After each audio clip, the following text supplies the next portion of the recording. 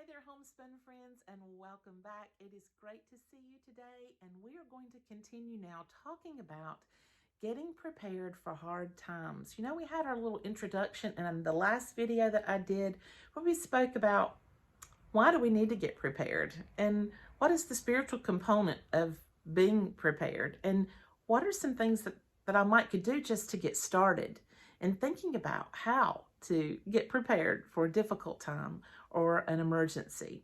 Well, these are great things to think about.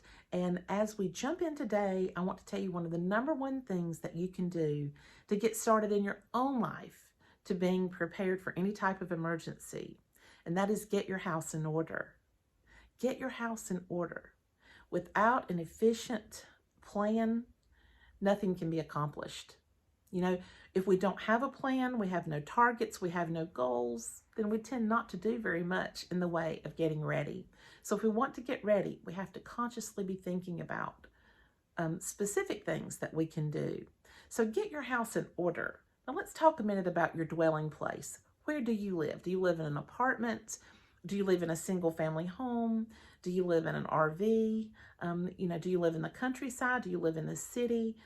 Take note of where you live and think about anything that you might could do to be safe and secure in your dwelling place. If you live in a home where the door locks don't work or the windows won't latch shut and the rain's coming through the roof, then you might want to think about ways that you could become more safe and secure in your own dwelling place, in your own environment. Take note of your community. Some of you might have lived there for many, many years and you know your neighbors, but it would be wise to kind of know your neighbors and just be observant as you live in your dwelling place every day. And this will help you to be more aware of the circumstances going on right where you live. So get that house in order, that physical dwelling place. Make sure that everything is working as well as it can, because when we move into hard times and things begin to break down, tear up, when there's a security issue, whatever that might be, you're going to wish that maybe I had checked on doing something differently around my dwelling place. So take note of that. Get your house in order, your physical home. Look at your dwelling place and take note of what you could do to make it more safe and secure. Not only do we want to look at that specific dwelling place on the outside and how it works on the outside and maybe the inside, but we also want to become more organized on the inside. So we want to take our closets, we want to take under our bed, to take the storage building out back that's overflowing, and we want to clean everything out that we can. Now, this is a process that is not always easy. People often put off getting their homes in order. They don't like having to take all their Saturdays, for the next couple of months and cleaning out rooms and cleaning out closets and cleaning up storage rooms. It just takes too much work and they don't want to fool with it. But if you want to truly be prepared, then you're going to need to take stock of what you have on hand. You want to make sure that the clothes that you have in your closet are clothes that you wear. You want to make sure that the blankets that you have on hand are sufficient and ready to go if there's a winter utility outage or something like that. You're going to take note of what's under your bed, the shoes that you have. Do you have too many? Do you have torn up shoes? Can you get rid of some things there? Take note of your kitchen pantry. Is there anything in there that's very far out of date or something that maybe you will never use that you can give away? Clean out your pots, your pans, your dishes. In 2020, I started this process. I had a cabinet full of cups. I just had so many plastic type cups that I had stored away. My family had gone to a couple of theme parks and we had bought lemonade in the souvenir plastic cups, the ones that are shaped like boots or shaped like palm trees or whatever, and I had kept some of those, but we never used them. They were just sitting there taking up space. I threw all of that away. I had several sets of dishes. I had china dishes and I had Christmas dishes and I got rid of several sets of dishes and I only kept 2 kinds of dishes. That's it. I didn't need all those other dishes. They were taking up room and they were not important. I was able to sell a couple of those dishes and I was able to use some of that money to help me in my venture of becoming more prepared. So look around your house and clean out even the simplest things. Are you keeping too much stuff that you'll never use? And you don't even know what you have because you have so much stuff. If you're in that situation, you're a prime candidate for getting your house in order, because we want to be stable and we want to have a stable environment even when difficult times come. And that's the reason that preppers do what they do, because they want to have what they need so that their family can be secure, safe, and stable throughout the difficult times that come our way. And so one of the number one things I would recommend that you do, and I've shown you guys this before several years ago, is I would create a household binder. If you do not have a household organizer or binder in an actual 3-ring notebook or some type of file system, then I highly recommend that you do that. It's very simple. Even if you're living on your own, this would be great for you because you can have everything in one safe, secure place. Now, I used to keep a very large organizational binder. I had pockets and zippers and all kinds of things because I had a large family. Now my children are grown and married and I have grandchildren, and our household consists of just my husband and I. So the two of us are living here and we don't need that great big binder anymore. Now we have something a lot more simple. I will show you the 3 little notebooks that I have that keep everything about that I would need for my home in here. It's this. This is all that I have. Everything that I need for my life is right here and on my laptop. And this includes my day-to-day planner. This includes some financial information. This includes what to happen if something was to happen to me or to my husband. This includes where you can find our documents that you might need for our vehicles, for our home, our taxes, everything. It's all kept in this little small space. And I did that to make it concise and organized so that if something happens to me, my husband may not know everything that's going on that I do day to day to help our household run efficiently. But he can go to that binder and he knows that whatever he needs is going to be listed in one of these 3 little books. Not only do we have like tax and financial information, day-to-day appointments, planners, doctors' phone numbers, and all of that kind of thing, but I also have drawn out a map of our property.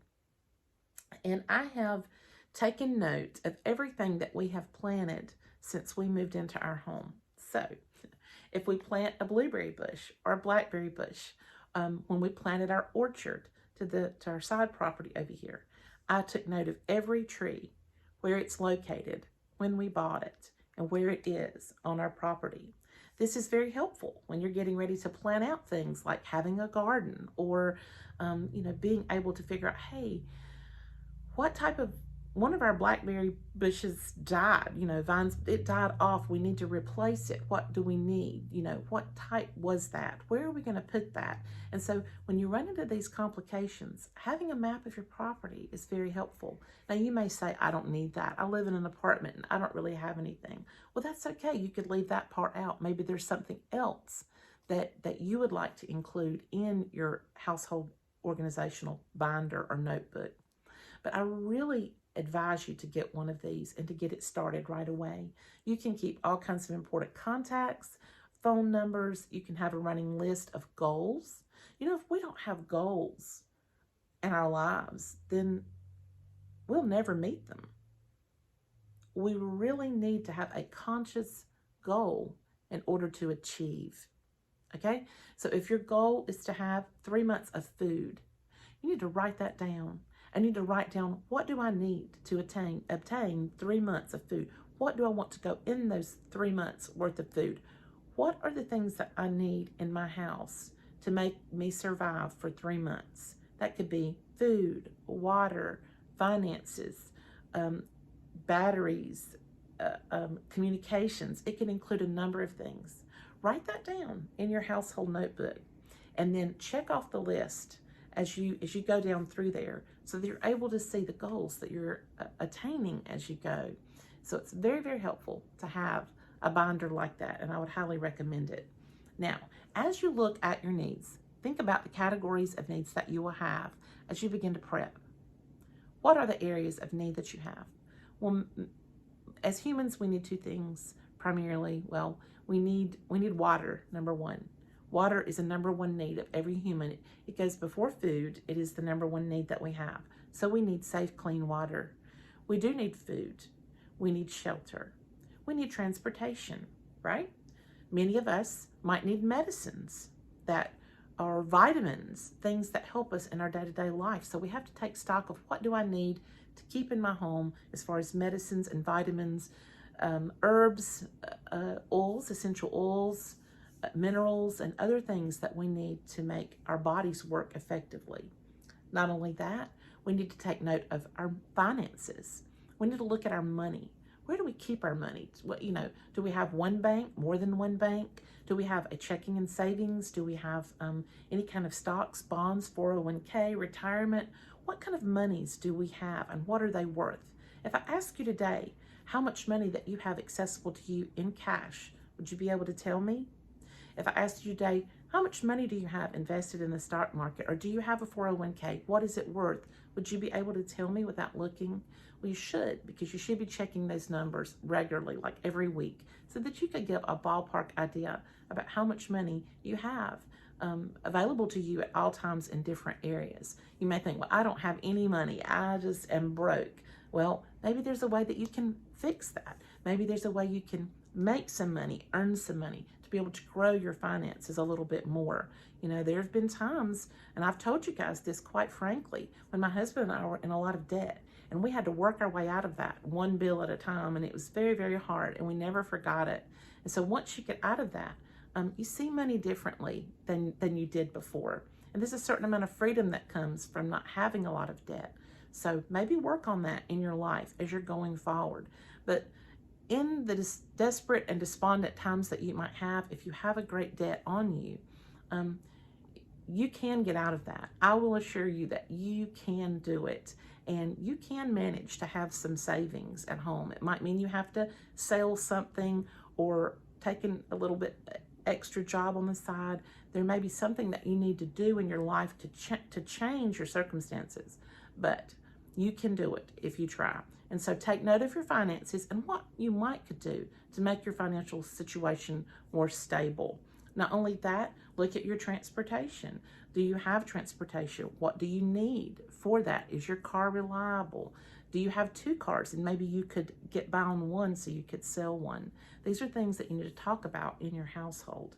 Not only that, but you need to keep together all of your important papers and any notes for your home, any books that go with any of your appliances or anything like that. They need to be kept together, organized together, so that you know what you have, and you're able to replace a filter on your refrigerator quickly because you know what kind of refrigerator you have, and you have the manual to it or the manual to your gas grill or whatever. Try to keep some of those goods together. If you think it's way too late for that, I've thrown all that stuff away, well, that's okay. Most manuals and guidebooks can be found and be printed online. So if you go online and you find what you need for your refrigerator, what you need for your particular stove or oven, then you can print that off and just keep a note of what you have in your home. So if something breaks down during an emergency, you're able to know exactly what you have and what it's worth.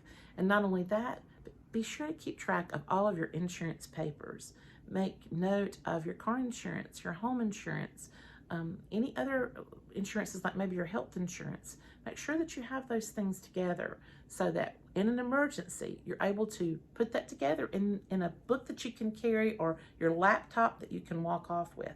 And you're able to depart your home in an emergency and have those things on hand very quickly without having to think, oh, this is here and this is there. I need to grab that or get this. You may not have time for that. So be sure to kind of organize your papers, organize your life, and make room for a future stockpile. Because if you're going to be a prepper, you're going to need a little bit of space. So those are some tips for you today. When we come back next time, I'm going to talk to you about the very first thing we talked about that we need as humans, and that is water. Water. We're going to talk about what we can do to make sure that we have water in an emergency. Friends, it has been wonderful to share a few tips that I'm learning I'm telling you, I don't have all the answers. I do not. I've never been a person that's been a survivalist. I have lived in the Appalachian Mountains and survived a week with 4 very young children in a blizzard. And let me tell you, that was a shock for me. I was in my 20s when that happened, and it was quite a shock to go through that. But after that, I always began to turn my mind towards being more prepared for emergencies. And certainly as I've gone through the years now, and I'm getting up into my later 50s, I'm really learning the importance of being more and more prepared for anything that life may throw our way. I look forward to seeing you next time, guys. Bye-bye.